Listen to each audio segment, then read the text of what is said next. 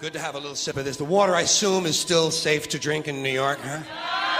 Since 2014, Flint, Michigan has been synonymous with tainted water. Actually, I gotta be fair with you. I'm only setting you up a little bit. It's just, I don't really care about the water, to tell you the truth. I just love to hear the answer to that question. The number of cases of COVID-19 outside China has increased. Nobody trusts the local water supply. Nobody. The number of cases, the number of deaths, and the number of affected countries climbed even higher. I'm glad the water sucks. I'm glad it sucks. You know what I do about it? I drink it. Что нас хотят победить на поле боя. Ну, что здесь скажешь? Пусть попробуют. And I see the disinfectant where it knocks it out in a minute. Is there a way we can do something like that by injection? We're deeply concerned both by the alarming levels of spread and severity and by the alarming levels of inaction. And that amuses me. I like that. You see, I'm an Entropy fan. I'm an Entropy fan. When I first heard of entropy in high school science, I was attracted to it immediately. And of course, it's not just in nature. In this country, the whole social structure just beginning to collapse. You watch. Just beginning now to come apart at the edges and the seams.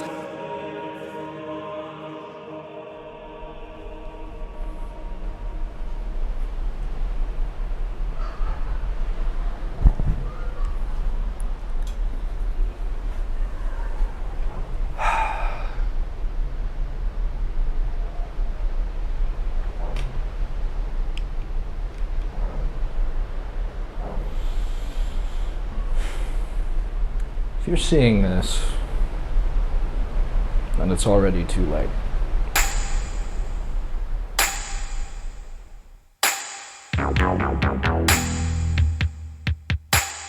Australia is on fire. We begin tonight with the U.S. and Iran on the brink. President Trump has just been impeached on both Article 1, abuse of power, and on Article 2, obstruction of Congress. Shown to the jury for the first time, more body camera footage. And President Trump with a sharp response, tweeting a notification to Congress that the U.S. will strike back if Iran attacks any U.S. person or target. Not from Officer Derek Chauvin, visible here in the bottom right of the screen.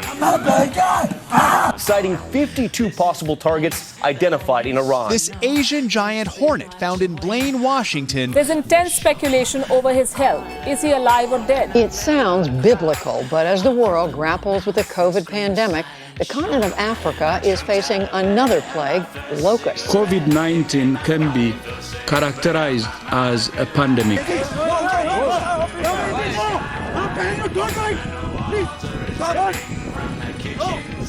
Yes, it's startling, but it's over in a moment. That's it. It's all done. This is a China globalist bioweapon meant to shut down our economy.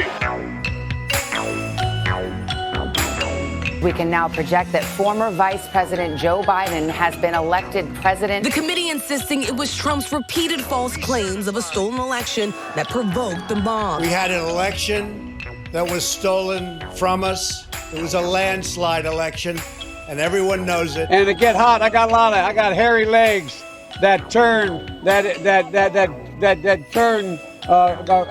blonde in the sun. Joe Biden, wake up. They were peaceful people. These were great people. The crowd was unbelievable. The love in the air. I've never seen anything like it. Video game retailer GameStop is set to continue their head-spinning ascent today. The reason the market is doing what it's doing is people are sitting at home, getting the checks from the government, okay? And this fair share is a bullshit concept. It's just a way of attacking wealthy people. And, you know. So go home. We love you. You're very special. The 400-meter long Ever Given got stuck on Tuesday morning. If you have a problem figuring out whether you're for me or Trump, then you ain't black. Hey guys, so I just wanted to announce that I'm officially selling NFTs. Leave a comment below talking about NFTs. Let's get that discussion going. Here's one I drew. But we can't play into the hands of these people. The committee showed graphic video of the violence and chaos as a mob stormed the Capitol. We have to have peace.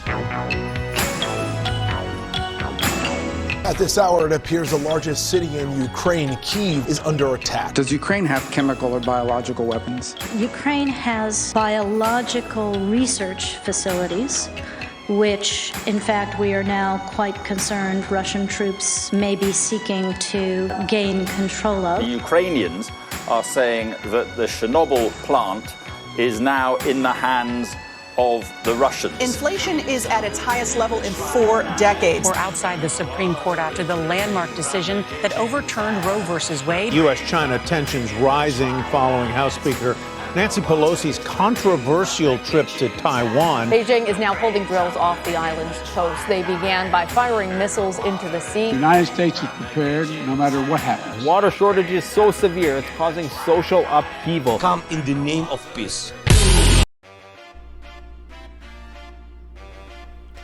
Ladies and gentlemen, we're back. I'm very excited to actually be bringing you something long form for the first time in a long time. I know that there was that break we took where I just did a lot of short form, kind of for fun stuff. And those were fun to make and I think entertaining little videos. But now that I actually have something I want to say, I think that this is going to be one of the better things I work on. That intro should have given you a little insight into what this first segment's going to be about. Maybe you've seen it, maybe you've heard of it, maybe you've noticed the color draining from the world, leaving a kind of gray sheen over top everything that used to be fun and vibrant. Maybe you've heard the whispering on the wind, the proverbial whispering, that the voice that's been stirring up the hearts of the downtrodden and pushing them to twist their designs into diabolical machinations, let's just say. You might have even felt it. This pit of unrest in your stomach. And if you watch the news even badly, you'll know that everything everywhere is going kind of crazy all at once right now. You got resource shortages, you got war, you got natural disasters, famine, fires, floods. I mean, the ride's getting kind of rough down here. News outlets don't seem particularly interested in giving us the news. They seem more interested in appealing to their audience and generating the watch time that they need in order to appease their board of executives. Half of the news airtime is dedicated to advertisements now anyway, so you can picture how objective they're actually being. So given that, anyone who wants to really learn what's going on in the world has to turn to alternative media. Unfortunately, the term alternative media has been hijacked and twisted so that now just hearing that term brings up images of Alex Jones freaking out like a conspiracy nut.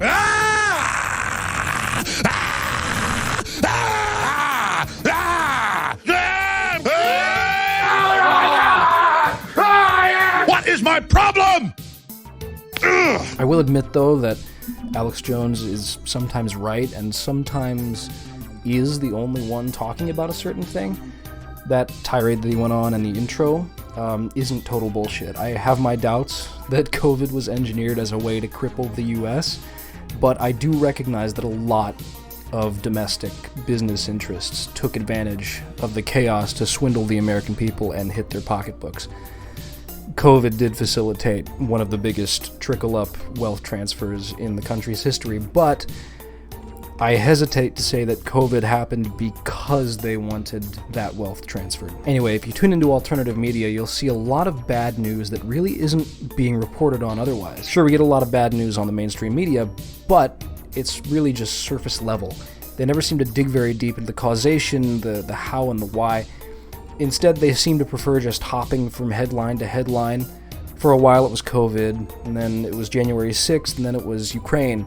Then we had a brief Roe v. Wade intermission, and now it looks like we're moving into like the Taiwan news cycle. Now that's all important stuff, but they're just regurgitating the same shit without actually saying anything.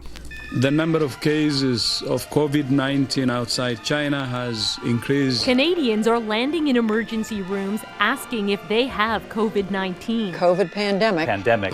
Coronavirus. President Biden has been tested positive for COVID-19. And we are ready to respond decisively to Russian attack on Ukraine. President Putin, rushing NATO and Russia, Ukraine. Taiwan. Ukraine. Ukraine of all places. As long as there is hope of diplomatic resolution that prevents the use of force and avoids incredible human suffering that would follow, we will pursue it.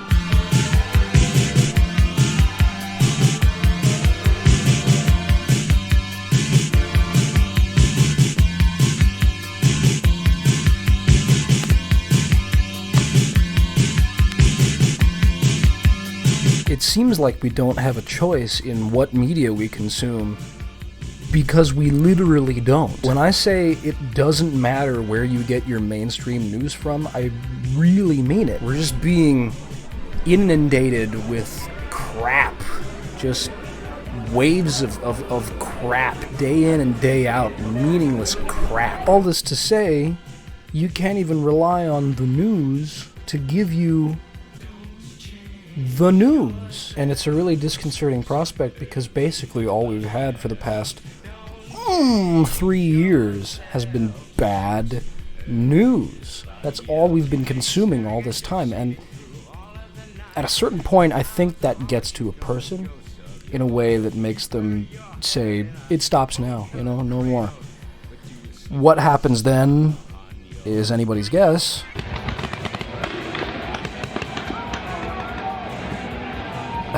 But I think the media and its role in our culture is directly responsible for the culture's response to itself. And the news really latched onto that January 6th thing, the Capitol insurrection. I wouldn't call it an insurrection, I'd call it just a bunch of... On one side, you have a bunch of memers just trying to take fucking Instagram pictures, and on the other, you have some genuinely disgruntled people, and then somewhere in the middle, you've got goofy-ass, Trump won, man, we're gonna take back the White House and escort Donald Trump to the Oval Office. Like, yeah, okay, man, sure you are. That whole thing is being spun up like it's 9/11, like it's the greatest... literally, people have said it's the greatest attack on democracy in the history of America. I think I disagree. I mean, like I said, I think 9/11 might have been a bigger one. Or, you want something more recent? How about, did you know that in 2021, lobbying broke an all-time record for how much money was spent? Let me put that another way. Did you know that in 2021, corporations spent billions of dollars in bribe money, more than they've ever spent before?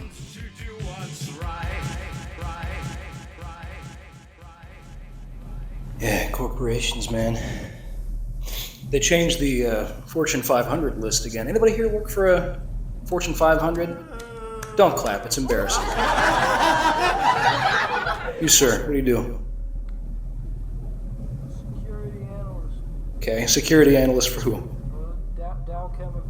Dow Chemical. That's going to be an interesting judgment day for you, Chief. Dear Lord, why am I in hell? Double punishment. Advertising and pollution. I smite thee. Well, we joke around up here. I think another one of our big problems is we don't have any good commentators anymore. If you and I have ever had a conversation about comedy, I'm sure I've mentioned to you that my two heroes are George Carlin and Bill Hicks. There's a reason education sucks, and it's the same reason that it will never, ever, ever be fixed. It's never going to get any better. Don't look for it. Be happy with what you got. Because the owners of this country don't want that. I'm talking about the real owners now. The big, the wealthy, the real owners, the big wealthy business interests that control things and make all the important decisions. Forget the politicians. They're irrelevant. The politicians are put there to give you the idea that you have freedom of choice. You don't. You have no choice. You have owners. They own you. By the way, if anyone here is in advertising or marketing, kill yourself. Thank you. Just a little thought. I'm just trying to plant seeds. Maybe one day they'll take root. I don't know. You try. You do what you can. Kill yourselves. Seriously, though, if you are, do. No, really. There's no rationalization for what you do, and you are Satan's little helpers. Okay? Kill yourself. Seriously. You're the ruiner of all things good. Seriously. No, this is not a joke. He's going to be a joke coming. There's no fucking joke coming. You are Satan's spawn, filling the world with bile and garbage. You are fucked, and you are fucking us. Kill yourself. It's the only way to save your fucking soul. Kill yourself. Those two guys were never afraid to tell it like it is. And they were never afraid to call out the corporatocracy whenever it reared its ugly head either. You realize all over again that America's leading industry is still the manufacture, distribution, packaging, and marketing of bullshit. High-quality bullshit, world-class designer bullshit, to be sure. Hospital-tested, clinically proven bullshit, but bullshit nonetheless. I think the closest thing we have to that now is like Joe Rogan. It's something that's educational and something that people can learn from, and you're getting incredibly popular because of babies are just kind of like almost have souls, but not yet. So if a baby dies, it's like, well, what? Yeah. Or if you have too many kids, you can just kill them because they're just like animals. What the fuck are you talking about? But he's so watered down and tame compared to those guys. I think if Hicks and Carlin were still alive, they'd had some pretty biting things to say about the state of the corporatocracy today. And I don't think they'd be nice about it either. But in their stead, I guess I'm going to be the one to do the complaining. What the fuck is going on with Pride Month? Okay, obviously the concept of Pride Month is cool and fine, but when the fuck did we let corporations hijack a legitimate social movement to sell more products? Is that not the most disingenuous shit you've ever heard of? It's fucking despicable, really. And it's the exact same kind of thing they do during Black History Month. It's condescending, it's tasteless pandering, and it doesn't work. But it's actually a genius scam. Get a load of how this works. The corporations spend billions of dollars every year lobbying to get legislation passed that restricts the rights of certain groups in this country. The government takes all the heat for passing the laws, but the public can't do anything about it because the elections are still rigged and literally nothing else the public does means anything. Then the corporations virtue signal to the public, specifically to those groups whose rights they lobbied to restrict, gaining brownie points so they seem hip and cool, but mostly so they can sell more product to those groups and make more profit that can be churned back into the cycle next fiscal year. Government gets money to pay off the national debt. The corporations artificially induce good PR, and everybody's happy. The only problem is, we're not stupid. You know what I mean, though? We're like fish in a fish tank. Or that's how they treat us, anyway. You know, every time we see something, hey, what's going on out there, outside the tank? They're like, don't worry, have some Roe v. Wade flakes. It's okay, go back to bed. Here, look, shiny. Here, some Ukraine pellets. Eat up, America.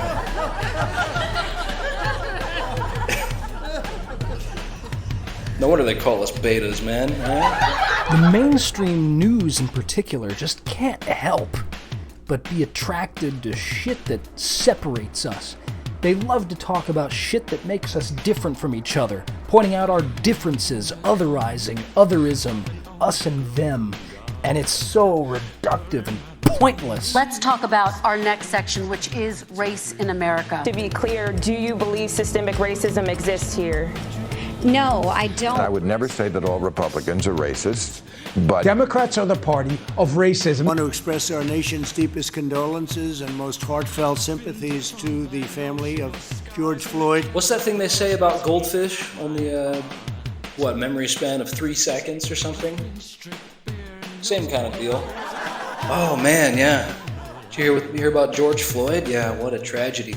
Ooh, shiny. Ooh, Ukraine. Ooh, look at that. Ooh.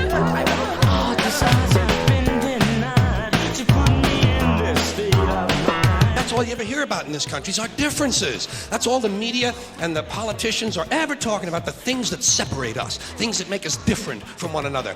That's the way the ruling class operates in any society. They try to divide the rest of the people. They keep the lower and the middle classes fighting with each other so that they, the rich, can run off with all the fucking money.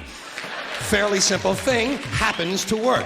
You know, anything different, that's what they're going to talk about. Race. There is institutional racism in America. No, I don't think there's systemic racism. There's racism. I'm with the cops. If you got any doubt about where I'm going to be with the cops. Religion. What we have right now is a call of a shooting that took place at Cornerstone Church. A gunman opening fire inside a church. Ethnic and national background. President Biden is dealing with rising tension on two fronts tonight, Russia and China. Jobs, income. Women who work full-time still earn 15% less than men. Education. We won with young. We won with old. We won with highly educated.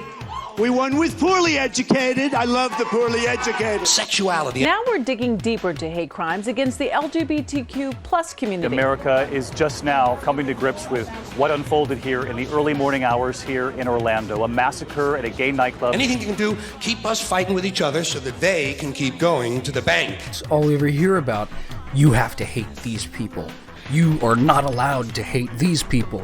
If you say anything about these people, you'll get imprisoned. If you don't say anything about these people, then you'll be shunned.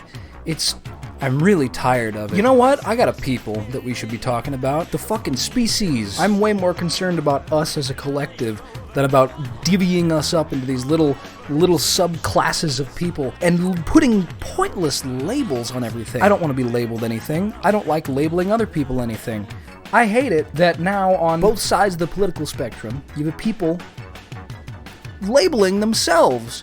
It's not just labeling each other anymore, they're labeling themselves. It's getting really out of hand too. People are so focused on hyper-individualism and belonging to a little club of people instead of being a community. That whole notion is just gone now. Nobody cares about the collective. It's all about oneself and how you fit as a unit into this line of cogs.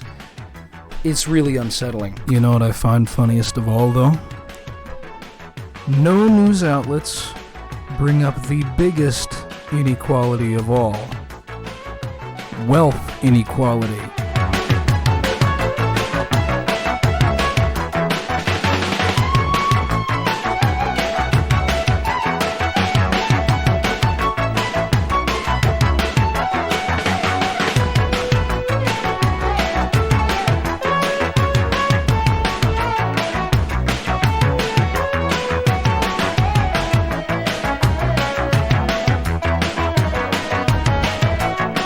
This would be a good time to red pill all of you on the evil monetary system we're living in, but I think I'm going to save that for another time. For now, just recognize that, Jesus Christ, we're being absolutely cucked, and we're just kind of allowing it to happen. Nobody seems to care that much, which is the crazy part. Everybody's so focused on these other problems that are drummed up artificially. The race, the sexuality, the nationality, the differences that mean nothing when it comes to living in a monetary system like we do, and the biggest problems are being totally ignored. Go back to sleep, America. It's okay. It's gotten so bad that while we're all at home bellyaching about loving other people and caring for other people, our leaders have had a history of not giving a fuck about anybody but themselves. And that's true, and I think you know that. There's been a long, storied history of us fucking with people because we want their stuff, or they want our stuff and we don't want them to have it. Basically, that's what it boils down to. America doesn't give a fuck about the rest of the world. Do you know what kind of shit that we've been up to for the past 100 years? Do you know how many countries we've overthrown or destroyed militarily simply because they wouldn't give us their resources? I'll give you some concrete examples.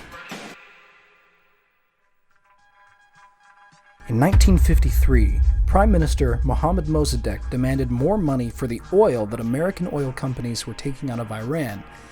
We didn't like that very much, so we sent in CIA agent Kermit Roosevelt to get Mossadegh deposed, and we did. It worked. Mossadegh was overthrown, and we brought in the Shah of Iran, who was much more favorable to our oil interests. That's not all. We also had a big hand in destabilizing South America. Guatemala, 1954. The United States had a stranglehold on Guatemala, particularly through the United Fruit Company, which was gobbling up farmland in Guatemala like nobody's business. President Arbenz, once elected, started implementing policies that would have taken land rights away from United Fruit and given it back to the people. Well, we didn't like that. So United Fruit, with the backing of the CIA, started a smear campaign to convince Congress and the American public that Arbenz was a Soviet puppet. And so in 1954, the CIA staged a coup, killed Arbenz, and replaced him with Carlos Armaz, this total U.S. puppet favorable to United Fruit. Then things were quiet for a while as we kind of realized, holy shit, this can actually work. We can really start expanding. Then we got busy again in the 80s. In 1981, President Jaime Roldos of Ecuador started implementing policies that would ensure that Ecuador's resources be used to help Ecuadorian people. Again, we didn't like that. So the American government sent in economic hitmen to try to bully him into changing course. Surprisingly, Roldos refused, so the next step then was for the CIA to assassinate him. And they did. They duped the Reagan administration into seeing Roldos as a Soviet plant, and they sent the CIA to take care of him. Later that year, 1981, Omar Torrijos, the leader of Panama at the time, demanded that the U.S. pay back the monstrous debts for all the destruction that we'd done to his country, and specifically, he wanted control of the Panama Canal. This is important. And actually, he did successfully negotiate the canal, renegotiate, in spite of a bunch of CIA threats. As you might have expected, Omar was assassinated too. A bomb was planted on his airplane, and it went down. You want something more recent? Many years ago, the American government, made a deal with the House of Saud for part control of their oil. We tried kind of doing the same thing with Saddam Hussein in Iraq, but he wasn't having it, so we sent in the CIA to assassinate him. But Saddam Hussein was ex-CIA himself, so he sort of knew what he was in for. He bolstered his security, and we couldn't get to him. So in 1991, we invaded Iraq militarily. We blew a lot of shit up and made some lucrative construction deals. And in 2006, we finally got him. We killed him. In the process, though, we ticked off Afghanistan, where the Taliban were making plans to halt opium production. Opium is a big underground industry here in the States. Hundreds of millions of dollars to be made. So next thing you know, we're engaged in a 20-year war with the Taliban. And finally, this brings us to Venezuela. Perhaps the biggest American fuck-up in our books. We tried to corrupt Hugo Chavez. He wasn't having it. We tried assassinating him. We couldn't do it. We tried turning his people against him. They wouldn't do it. Against all odds, he stayed in power. That was one of the only places we couldn't expand our empire to. So, instead, we hit their pocketbooks and devalued their currency to the point of near oblivion, which is where they stand today. When I first heard about the Ukrainian invasion, I knew something was sus. There's some evidence to suggest that the current administration has some questionable ties to Ukraine, but I don't think it's just about that. It can't just be about that, because more and more conflicts are cropping up all over the world. No, I think we've reached an inflection point. I think the powers of the world are deciding now, once and for all, where the lines in the sand are going to be drawn. And while we're over here carving up our own demographics, we're also over there carving up who gets to sit with us at the lunch table. I don't think it's going to end well for anybody. Granted, don't get me wrong, I don't think we're all going to die in a fiery explosion. Maybe, shit, I don't know. But I don't think so. I think it's just going to be a way to otherize people. We've seen that happening, already. We've fallen right back into the Russian fear, where Russians are our enemies. I guarantee we're leaning into the Chinese angle of that, too. That's going to be the next big thing. And, it's like, I really thought for a while, we were doing okay on this front, but I really thought for a while that we would actually maybe start to abandon the old, nationalistic views that we had. Not saying that nationalistic views are all bad by necessity. Certainly globalist views are not terrific, but I don't know. There's no sense of oneness. It's just like, we are us, and they are them. By the way, the Biden administration hasn't renewed its nuclear posture for 2022.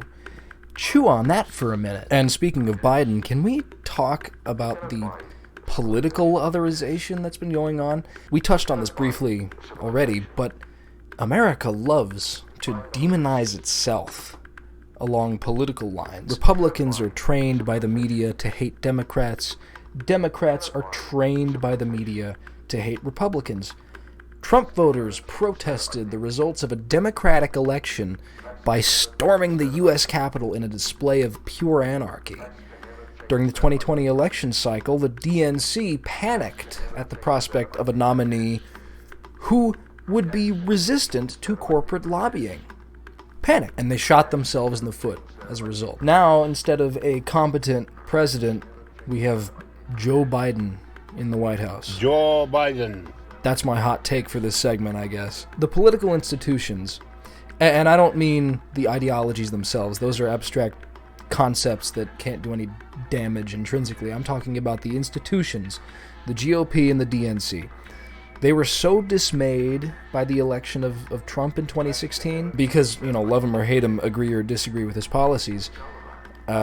He was resistant to corporate lobbying. Can you imagine if we had Trump versus Sanders in 2020, by the way, with no, political meddling from the institutions? That would have been one of the very first really fair democratic elections that we would have had since the inception of the Federal Reserve. But instead, the institutions they each wanted to win so badly, and the economy was in such a shitty shape that the real contest ended up being which side could accept the most bribe money.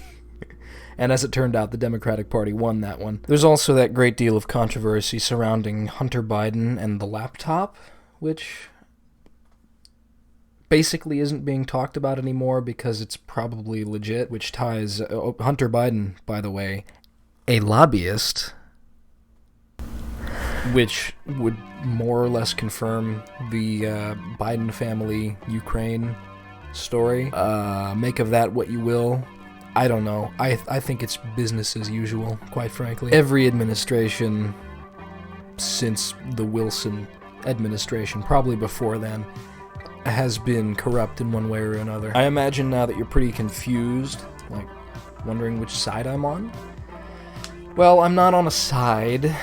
I know there's that meme where it's like, are you right-wing or left-wing? I'm not on either. Oh, so you're right-wing. No, fuckhead. I'm not on either side, you prick. But to answer the broader question, I guess as far as policy goes, I would be more on the liberal side. But the way I live my life, I guess, is more traditional.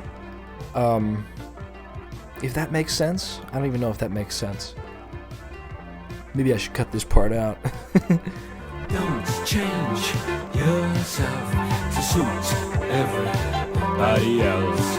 Don't change yourself to suit everybody else. I realize this is supposed to be the otherization segment, and we've certainly strayed a little bit. It's fine. I'll make sure to have my final thoughts here. I think the point of this segment, summed up in a thought, would be this. We are one people, and those in power, whatever that might mean for you, the corporate elites, the government, maybe your parents, maybe your teachers, whoever is giving you information, they're going to do whatever they can to try to keep us infighting, because that benefits them.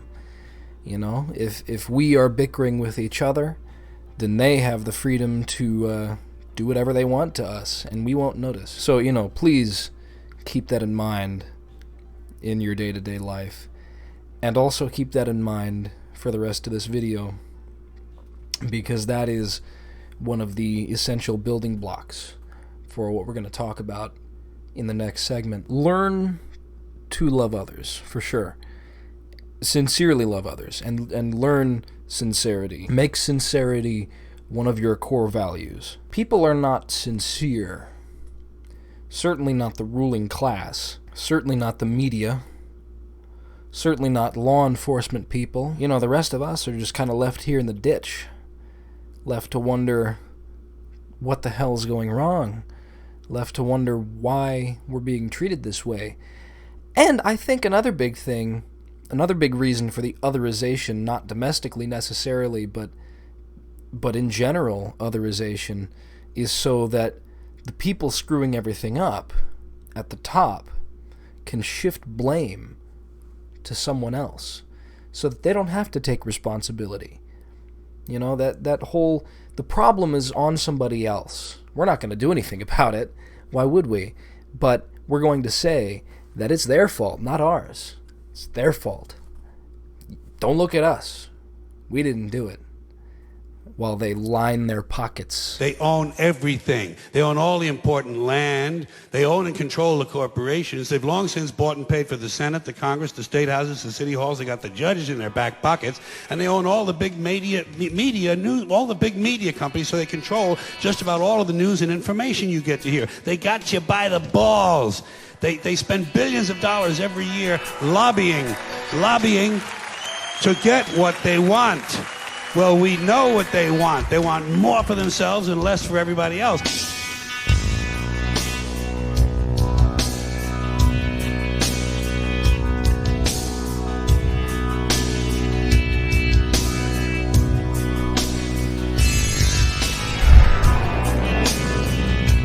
On the back of the Thus Mind Bomb LP, there's an image of a dove being speared by a bayonet.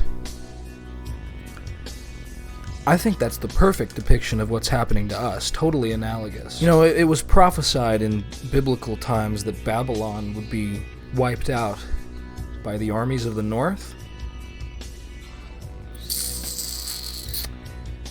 I think we're Babylon, you guys. Yeah, I mean, the whole thing about Babylon is it's this shitty, arrogant nation that imposes its will onto the rest of the world with no concern for human life. It spits in the face of all that is holy, and it exists in spite of creation. Now, I'm not a religious person. I read some texts here and there just to kind of gain insight on the history at the time, but as far as practicing anything, I don't really do it. But you can't really deny that there are similarities between that cursed city and America the Beautiful. For instance, America was founded on the basis that all men are created equal. All men. All white men. All European men. All men from the United Kingdom and the British Isles. Basically nowhere else. No Irish, no Germans. Certainly no Africans. Certainly no women. And those pesky natives, get rid of them. Furthermore, we venerate our leaders as if they're gods, you know? We have their pictures on our currency.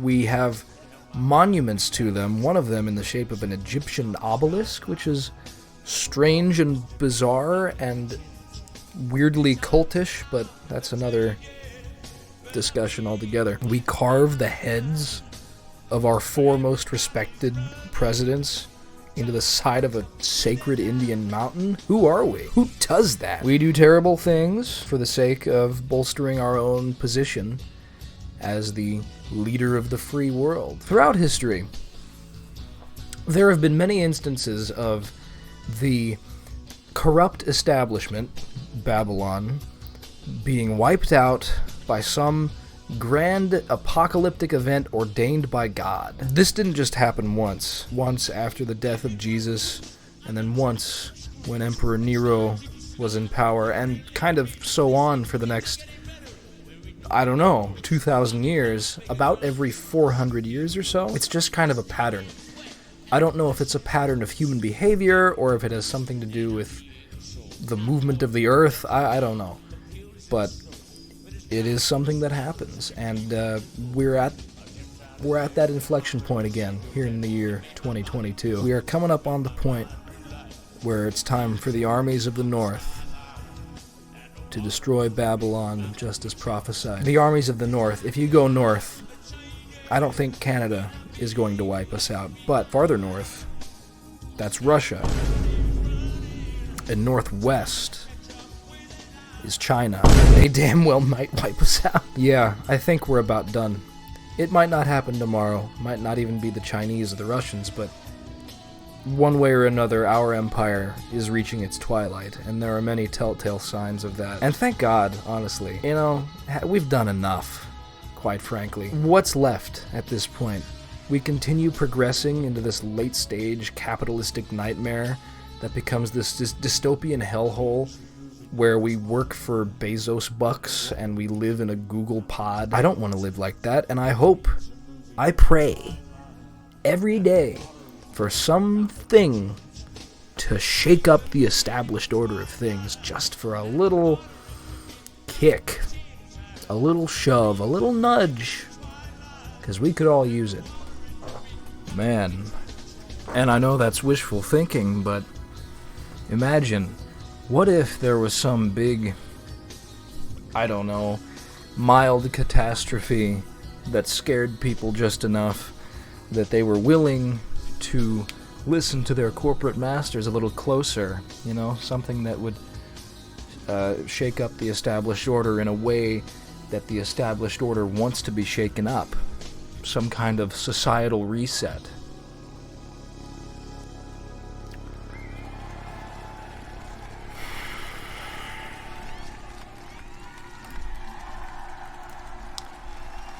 The Great Reset Initiative is the name of an economic recovery plan drawn up by the WEF in response to the COVID-19 pandemic. Oh God, Wes, you're not going to talk about this far-right conspiracy, are you? Yes, I am. Next question. I'm going to tell you about the Great Reset. How can the market rebound without the economy? Because the market doesn't represent the economy. It represents the future of big business. We're going to begin with disaster capitalism. When there's a crisis or a disaster, rich people, they just try to make more money. That's the thing about this pandemic. It's been one of the greatest wealth transfers in history. And it's a wealth transfer that was mandated by the state. The coronavirus pandemic and corresponding lockdown has made way for one of the greatest wealth transfers in history. WEF Chief Executive Officer Klaus Schwab described three core components: creating conditions for a stakeholder economy, building in a more resilient, equitable, and sustainable way using environmental, social, and governance metrics, and harnessing the innovations of the Fourth Industrial Revolution.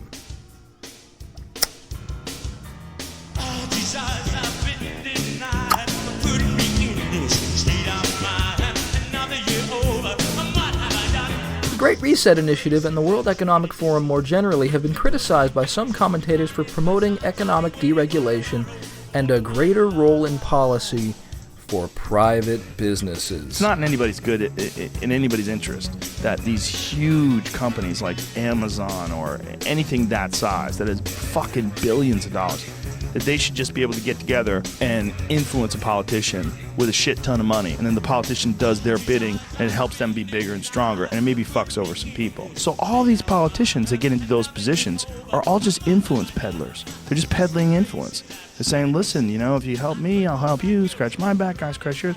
They're not looking out for the people that voted them in at all. They're looking out for the people that paid all the money to make them more prominent so that people would vote them in. Also, lobbying is a big part of the plan. They are saying to our face that they're just handing the corporations this power now. This power that they've already had. They're just like, fuck it. The initiative triggered a range of diverse conspiracy theories spread by the American far-right and conservative This doesn't seem biased at all, by the way. Conservative commentators on social media such as Facebook and Twitter. Such theories include claims that the COVID-19 pandemic was created by a secret group in order to seize control of the global economy. Alright, yeah, that part's probably bullshit. There is, you know, mounting evidence that maybe COVID was a lab accident, but there's nothing to suggest that it was maliciously released. So sorry if I can't get behind that one. That lockdown restrictions were deliberately designed to induce economic meltdown That one is more believable. Like I said earlier, corporations and business interests definitely did take great advantage of the COVID pandemic to wring the consumer dry.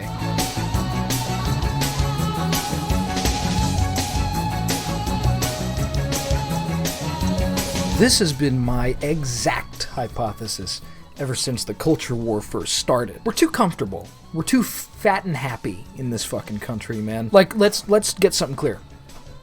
If you're seeing this video, you're wealthy. You're rich. Sorry. Oh, but I only make $20,000 a year. Oh, I don't have a If you're watching this video, you have internet access. You are luckier than most. That's how it is. From an international standpoint, you are one of the richest motherfuckers on this earth. Okay? Starving children in Malaysia do not have time to watch elders react to D's Nuts compilations. They're too busy dealing with, survival? We have no more fight to fight. We have no more wars to win, and no land to defend. We've won. We're an empire. We did it. Good job, everybody. Pat yourselves on the back. So now that we're bored and we have no generational struggle, what do? We obliterate our social fabric and waste time fighting each other over stupid nonsense, like race and gender and sexual proclivity. It means absolutely fuck all. I want to hammer that into your head. It means absolutely fuck all how different we are from each other. We need to focus on what makes us the same. Anyway, enough ranting and raving. Let's get back to the Great Reset shit. Or that a global elite was attempting to abolish private property while using COVID-19 to enslave humanity with vaccines. Okay, clearly that's in reference to Bill Gates, with him, buying up all the farmland and doing nothing with it, and his interest in pharmaceutical research backed by Pfizer. CBS Health Watch sponsored by Pfizer. Anderson Cooper 360. Brought to you by Pfizer. ABC News Nightline. Brought to you by Pfizer. Making a difference. Brought to you by Pfizer. Granted, I don't think we're going to be enslaved with vaccines. I think that's a little goofy. But in fairness to you weird anti-vaxxers, there is a weird quality to the fervence and the fervor and the urgency that they seemed to have. They almost panicked. They wanted everybody to get it immediately. And surely not because it was such a deadly disease. It really isn't. Very odd indeed, but probably not malicious. It's just to push. These pharmaceutical companies are making a ton of money by selling their product to distributors and the government.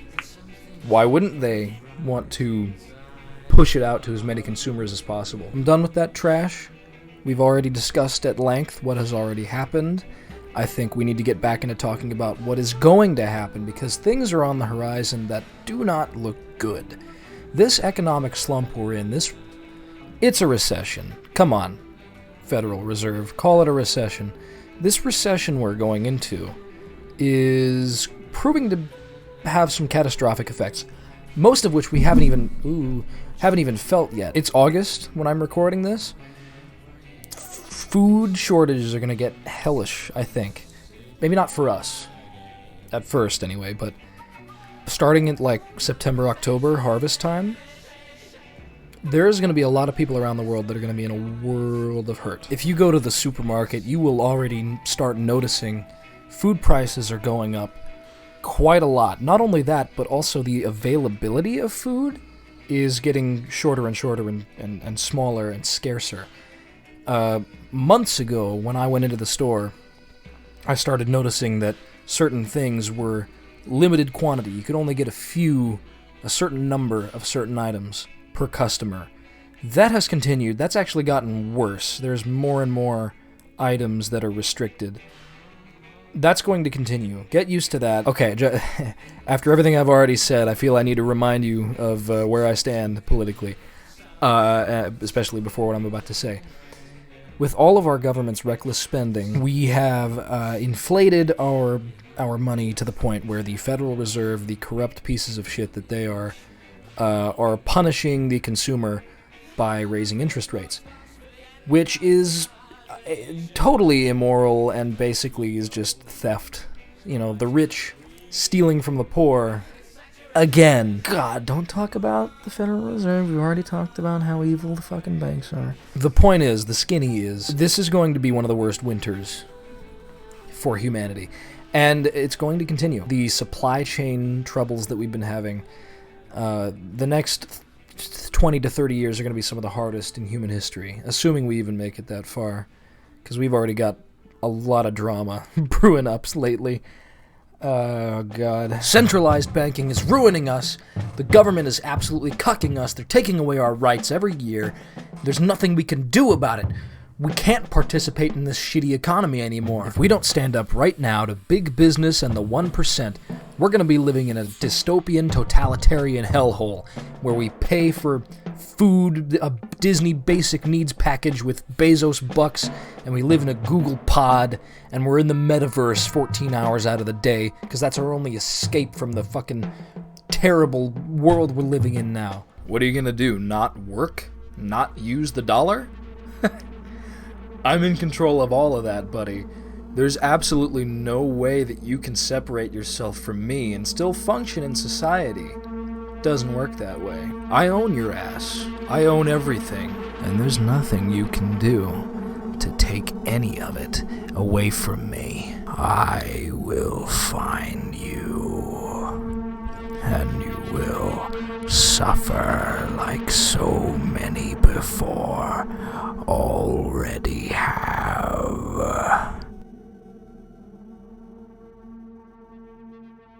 And this is all, then? This is our great prize? Pointless careerism? Consumerism at gunpoint? Settling for mediocrity in a society that doesn't care about us?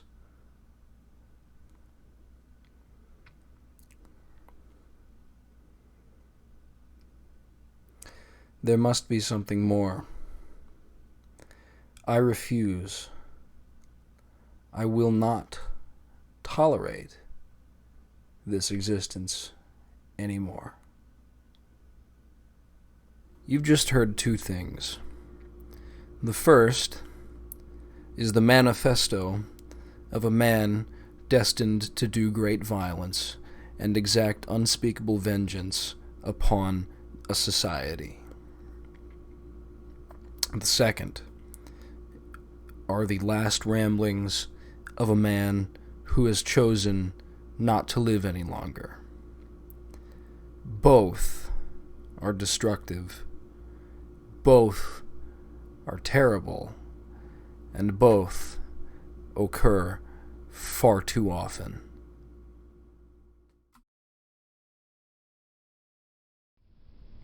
Yeah, I'll tell you what they don't want, man. They don't want a bunch of us coming together like this and talking. They don't want us gathering together and talking about everything going on, because, they're afraid that we might one day be sitting around the table and thinking, oh, shit, they're fucking us, man. I mean, look at what happened to, look at all this shit going on. They're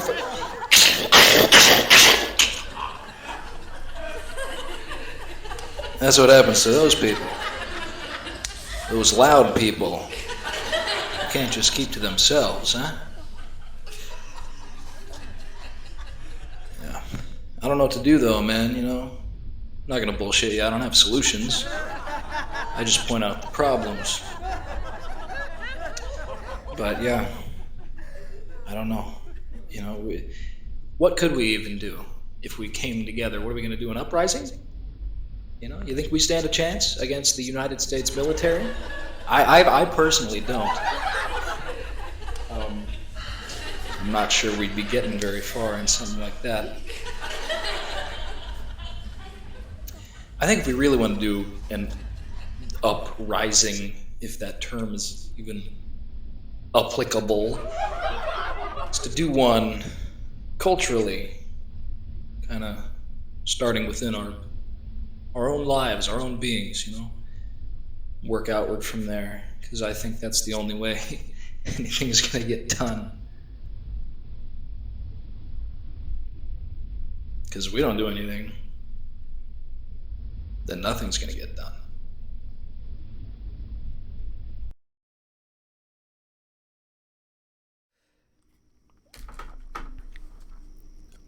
You might be asking, well, Wes, if there's nothing you can do, then why are you so angry?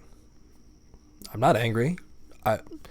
No, I'm not angry that we're being desensitized to mass murder on a scale that we've never seen before. No, not at all. No. I'm not angry that the cost of living is going up and the average income is going down and the money they print up that has no value anyway can't even be traded for food anymore. I'm not angry at the fucking corporate swine who treat you and me like cattle, who control who does and doesn't eat every day around the world, who took this beautiful fucking land, the North American continent, and raped it and robbed it of everything it had to offer us and turned it into a coast-to-coast stock exchange. I'm not angry. I'm an American, and I like it this way.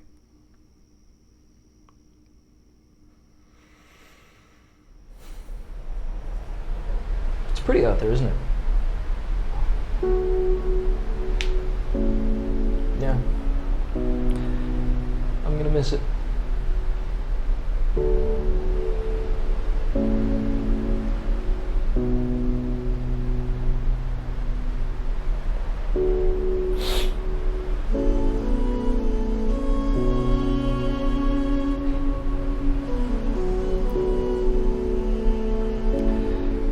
Sorry, I don't have more to say right now.